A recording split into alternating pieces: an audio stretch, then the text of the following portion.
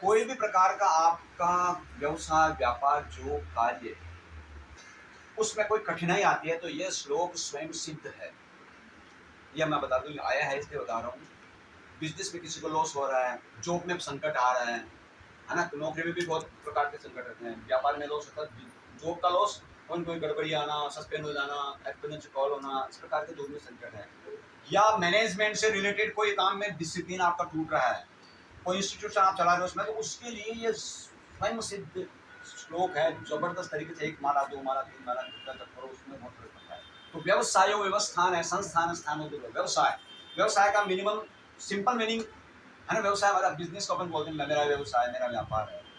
यहाँ व्यवसाय को नाम दिया ज्ञान मात्र स्वरूप। और व्यवस्थान साथ में, मतलब व्यवस्था का मतलब मैनेजमेंट गुरु है भगवान विष्णु। व्यवस्था करना, मैनेज करना, तो मैनेजमेंट के लीडर तो वो है, पालन वो कर रहे हैं, तो कैसे मैनेज करते हैं? पूरे ब्रह्मांड का मैनेज, हर जीव का मैनेज, लोग और हमारे चारों वर्णों का मैनेज। देखो किस तरह आदमियों को बांटा है कर्म के हिसाब से दिए, तो ब्राह्मण, वैश्य, क्षत्रिय, शूद्र, कर्म के हिसाब से भी। आप नहीं तो बंदरबाट हो जाएगी, कौन क्या करेगा? तो वर्णाश्रम व्यवस्था मतलब मैनेजमेंट किस तरह उन्होंने सेट किया। तो सबसे पहले हायर मैनेजमेंट गुरु भगवान विष्णु से सीख सकते हैं, व्यवस्था।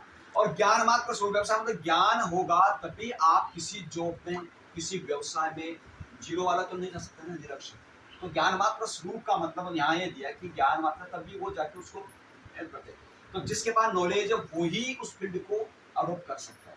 बिना ज्ञान के आप कोई काम, इसलिए उसको व्यवसाय दिया है कि आपका जो ज्ञान है वो व्यवसाय का रूप, यानी उससे आप बहुत कुछ कर सकते हो। भगवान के बहुत सारे उदाहरण।